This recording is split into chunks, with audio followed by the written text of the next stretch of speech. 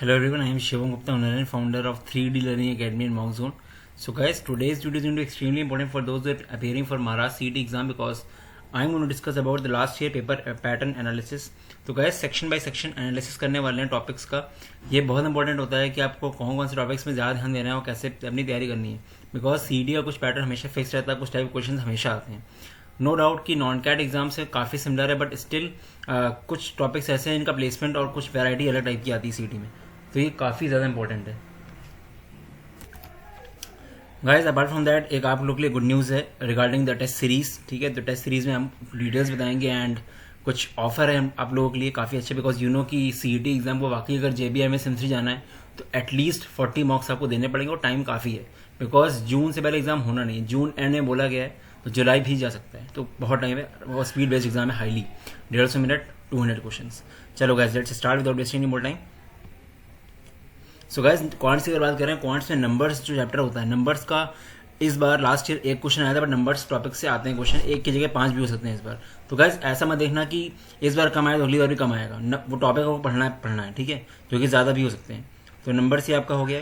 Then arithmetic के हमेशा question ज़्यादा आते हैं, अर्थमेटिक अच्छे से कर लो. अर्थमेटिक की पिछली बार 10 क्वेश्चन आए थे. अर्थमेटिक में क्या क्या आता है, percentages, profit and loss, time speed distance हो गया, और आपका टाइम इन वर्क हो गया, रेशियो एंड प्रपोर्शन हो गया, एवरेज मिक्सचर एलिगेशन हो गया, पार्टनरशिप्स हो गया. ये सब आपका अर्थमेटिक में आता है. अच्छे से कर लो. स्पीड बेस्ड टेस्ट दो, टॉपिक टेस्ट दो. Speed plays very important role. Level बहुत ज़्यादा टफ नहीं आता है, but speed is the key. तो topic test plays very important. काफ़ी लोग मुझसे पूछते हैं कैसे स्पीड बढ़ाएं, तो मॉक्स देकर स्पीड बढ़ाओगे ही बढ़ाओगे. Then we have geometry mensuration. Geometry mensuration का भी इंपॉर्टेंट रोल है. 2 ज्योमेट्री मेंसुरेशन से लास्ट ईयर खाली एक ही क्वेश्चन आया था, बट मैंने फिर बता रहा हूँ आपको कि कुछ नहीं कर सकते इस बार. क्या होगा क्या पता ज़्यादा क्वेश्चन आ जाएं. ठीक है, मॉडर्न मैथ्स में आपका आता है ये प्रोबेबिलिटी हो गया, परमिटेशंस, कॉम्बिनेशन हो गया, सेट थ्योरी हो गया, ये सब आता है. तो इससे भी लास्ट ईयर क्वेश्चन था. जो गाइस न्यू टॉपिक्स हैं जो खाली इसमें आपको देखने को मिलेंगे सीडी, वो है अप्रॉक्सीमेशंस. अप्रॉक्सीमेशंस ऐसे टॉपिक से 5 क्वेश्चन फिक्स होते हैं. अप्रॉक्सीमेशन में भाई काफ़ी इजी होता है, बट ये है कि आप लोग का टाइम बर्बाद हो सकता है, और आप लोग का प्रैक्टिस नहीं है तो आप लोग का टाइम लगेगा वहाँ पे. एक तरह से डेसिमल के BODMAS, you can say BODMAS नहीं होता है 1.2 इंटू 2.3 का स्क्वायर माइनस 4.5 का स्क्वायर कितना हुआ, इस तरह के क्वेश्चन आते हैं. तो आपको प्रैक्टिस करना पड़ेगा, थोड़ा शॉर्टकट सीखने पड़ेंगे. 5 क्वेश्चन इसके आते हैं हर साल. देन नंबर सीरीज एक अलार का पार्ट है, बट कौन से हमेशा आता है. 5 क्वेश्चन फिक्स हैं इसके, आएंगे ही आएंगे. ठीक है. Then we have quantity comparison. Quantitative comparison के क्वेश्चन आते हैं. ये 10 क्वेश्चन आए थे पिछली बार, और ऐसे क्वेश्चन आते हैं. क्वांटिटी कंपैरिजन में क्या होता है कि एक क्वांटिटी में कुछ दिया स्टेटमेंट आपको, जैसे राम की एज एक्स है, शाम की वाई है, तो कुछ कोई चीज़ पूछ ली गई कि राम की एज का स्क्वायर क्या है, कुछ ही पूछ लिया गया. ठीक है, मतलब 2 इंडिपेंडेंट स्टेटमेंट्स होते हैं और दोनों में से कुछ चीज़ें पूछी जाती हैं. फिर पूछा जाता है कि स्टेटमेंट एक्स में जो वैल्यू निकालनी है वो ज़्यादा है कि कम है वाई से, ऐसे करके. ठीक है, मतलब first and second statement comparison होता है. तो ऑप्शंस में क्या क्या होता है, 1 greater than 2, 1 smaller than 2, 1 equal to 2, ऐसे. Apart from that quadratic inequality के क्वेश्चन भी आ जाते हैं. ठीक है, कभी कभी कॉन्ट में भी आ जाते हैं. ये भी कॉन्ट का ही पार्ट है, क्वांटिटेटिव कंपैरिजन का ही पार्ट है. ठीक है, तो 10 क्वेश्चन होते हैं इसके. 2 क्वालिटेटिव क्वेश्चन होती हैं, उसमें आपको देखना होता है कि दोनों क्वेश्चन में से एक्स की वैल्यू किसमें बड़ी है किसमें छोटी है, ऐसे करके. ठीक है, एक क्वालिटेटिव क्वेश्चन आपकी एक्स के टर्म में होगी, एक वाई के टर्म में होगी. फिर बोलेगा X greater than Y, X smaller than Y, X equal to Y, ऐसा. ठीक है, तो ये हो जाता है क्वांटिटेटिव कंपैरिजन में, ऐसे क्वेश्चन आ जाते हैं. देन DI डेटा इंटरप्रिटेशन के 18 क्वेश्चन, 18 से 20 क्वेश्चन हर साल आते हैं. तो गाइस ये जो 3 है ना, अप्रॉक्सीमेशन, नंबर सीरीज, ये आपका नई चीज़ है. ये आपको एनमैट स्नैप में ऐसे क्वांट में नहीं मिलेगी. तो ये आपको हमेशा आती है, फिक्स है इनका. ठीक है, तो 15-20 क्वेश्चन मान के चलो. DI अच्छे से प्रैक्टिस करो गाइस. DI के क्वेश्चन टफ नहीं आएंगे, बट प्रैक्टिस बहुत करनी पड़ेगी. ठीक है, तो ये आपका मेरा आगे 50 क्वेश्चन क्वांट्स के हो गए. ठीक है, नाउ कमिंग टू रीजनिंग. तो रीजनिंग भाई, रीजनिंग में बहुत क्वेश्चन आते हैं. 75 क्वेश्चन होते हैं रीजनिंग में. ठीक है, इसमें से काफ़ी क्वेश्चन होते हैं जो आपके सेट बेस्ड होते हैं, पजल बेस्ड होते हैं. जैसे अरेंजमेंट के पिछली बार 16 क्वेश्चन आए थे. वो 16 क्वेश्चन में कैसे आ सकते हैं, 4-4 के 4 सेट्स आ सकते हैं, या 5-5 के सेट्स आ सकते हैं, 3 ऐसे करके अपना कॉम्बिनेशन में आ जाते हैं. ठीक है, तो अच्छे से आपको प्रैक्टिस करनी पड़ेगी, और टाइम टेकिंग होते हैं काफ़ी. तो आपको ये देखना है कि आप सेट आपको कितने अच्छे से प्रैक्टिस किया आपने. ज़्यादा बड़े सेट्स को इनिशियली आप मत उठाओ, मैं आपको यही बोलूँगा. एक अलग से वीडियो बनाऊंगा कैसे आपको पेपर अटेम्प्ट करना है, वो बहुत इंपॉर्टेंट है. फैमिली टू ब्लड रिलेशन से कभी कभी सेट आ जाता है, कभी इंडिपेंडेंट क्वेश्चन आ जाते हैं. ठीक है, ब्लड रिलेशन अच्छे से कर लो. Then we have scheduling. Scheduling basically होता है जो आपका डिस्ट्रीब्यूशन नहीं होता है, उसी का पार्ट होता है. डिस्ट्रीब्यूशन में क्या होता है, 5 लोग हैं, उनकी अलग अलग कार्स हैं, अलग अलग शर्ट पहनी, अलग अलग कलर्स की, तो किसकी कौन सी कार है, ऐसा क्वेश्चन होते हैं. बट शेड्यूलिंग उसका एक पार्ट, उसमें क्या होता है, जैसे कोई फ्लाइट यहाँ से वहाँ गई तो उसमें इतना टाइम लगा, तो टाइमिंग वाला थोड़ा पैरामीटर आ जाता है. ठीक है, तो ये थोड़ा शेड्यूलिंग का पार्ट होता है. ठीक है वो डिस्ट्रीब्यूशन के अंदर, तो जरूरी नहीं हर बार शेड्यूलिंग के क्वेश्चन है. बट डिस्ट्रीब्यूशन का बहुत बड़ा रोल है। मतलब अगर पजल्स में डिस्ट्रीब्यूशन आएगा ही आएगा, डिस्ट्रीब्यूशन की वजह पजल बेकार है, ठीक है। पजल में ब्रॉडली क्या क्या होता है, linear arrangement, circular arrangement and distribution, यही होता है मेन, ठीक है। तो ये चीज़ है। देन वी हैव, फिर हमारा डायरेक्शन सेंस होता है। डायरेक्शन सेंस काफ़ी कॉमन टॉपिक है, तो इसके 4 क्वेश्चन होते हैं, आपको पता ही होगा। Then we have matrix. Matrix वही डिस्ट्रीब्यूशन की बात जो कर रहा था वही मैट्रिक्स, इसके 4 क्वेश्चन हैं, ठीक है। देन डेटा सफिशिएंसी क्वेश्चन आ जाते हैं, 3 क्वेश्चन मान के चलो, अच्छे से पढ़ लो। डीआई एंड डीएस दोनों इंपॉर्टेंट है। कोडिंग डिकोडिंग के क्वेश्चन काफ़ी आते हैं गाइस, ईजी होता है, 5 question. Simple based comparison 5 question. Then we have input output. Input एक क्वेश्चन तो आएगा ही आएगा, एक सेट आएगा, 5 क्वेश्चन का बहुत इंपॉर्टेंट है, प्रैक्टिस कर लो अच्छे से। तो गाइस मेनली गेम चेंजर जो आपके होते हैं ये आपके होते हैं पजल्स, कि आपने पजल्स कितनी अच्छे से प्रैक्टिस कर रखी है। तो जितने अच्छे से पजल्स करोगे उतना अच्छा रहेगा आपके लिए। मिसलेनियस क्वेश्चन में कुछ भी आ सकता है, इसके 4 क्वेश्चन हैं, ठीक है। Then verbal reasoning plays a very important role. Verbal reasoning में आपका क्या आता है, statement assumption, cause and effect, course of action, strong and weak argument, ये सब आता है। तो अच्छे से प्रैक्टिस कर लो गाइस इसका, ठीक है। अगर आपके पास बुक नहीं है कोई टेस्ट रीजनिंग की, तो आप टेस्ट ऑफ रीजनिंग बुक खरीद लो, उससे आपका निकल जाना चाहिए सब कुछ, ठीक है। काफ़ी अच्छी बुक है, अरिहंत की test of reasoning red colour की बुक है, मैंने कई बार बताया वीडियो में नेट स्नैप के लिए, ठीक है। टोटल 78 क्वेश्चन है। तो गाइस 78 क्वेश्चन में अगर आप देखो तो arrangement 16 plus scheduling 12, 28 plus 4 32 plus आपका इनपुट आउटपुट अगर ऐड कर दें 37 क्वेश्चन, तो आपके भाई सेट वेस्ट हो गए जो आपको करने, मतलब उसको मतलब कोई ना कोई सेट तो वो करना ही पड़ेगा अटेम्प्ट। और काफ़ी बड़े बड़े हैवी सेट्स भी आते हैं गाइस, तो आपने अगर नहीं करा प्रैक्टिस तो आपको दिक्कत हो जाएगी वहाँ पे। तो ये इंपॉर्टेंट है काफ़ी। सो यहाँ पे गाइस हमारा इनपुट आउटपुट बता दिया मैंने बता दिया था कौन 37 क्वेश्चन जो है वो पजल बेस्ड क्वेश्चन हैं, ठीक है। तो आपको करना ही पड़ेगा। वर्बल रीजनिंग को बहुत अच्छे से प्रैक्टिस करो गाइस, ठीक है। मॉक्स दो, और मॉक्स को मैं बोलूँगा एनालाइज भी करो, एटलीस्ट वर्बल रीजनिंग को एनालाइज करोगे तो आपके लिए अच्छा रहेगा, ठीक है। बाकी पजल्स वगैरह भी लगाओ, काफ़ी लोग नहीं करते होंगे एनालाइज। तो ये आपके 78 क्वेश्चन हो गए।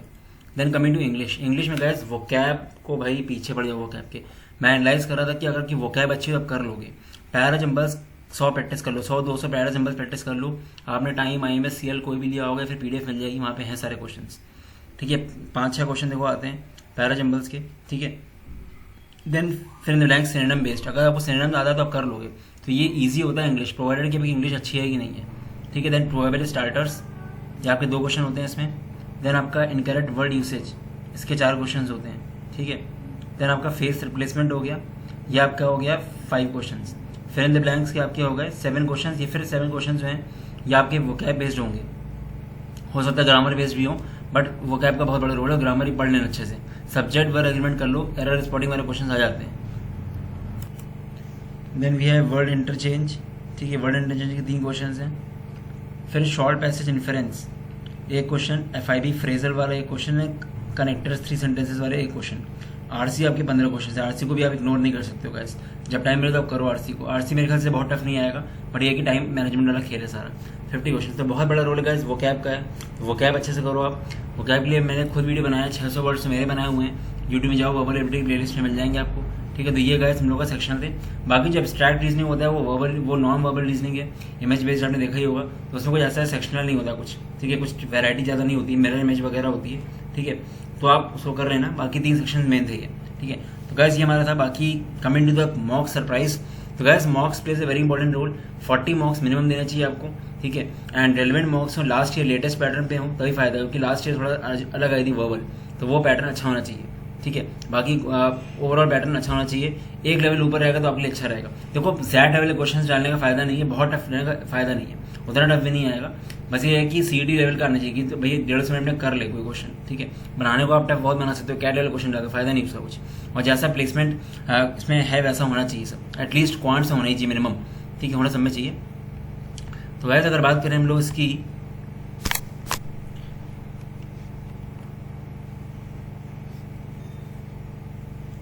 हाँ गाइस तो ये हमारा है।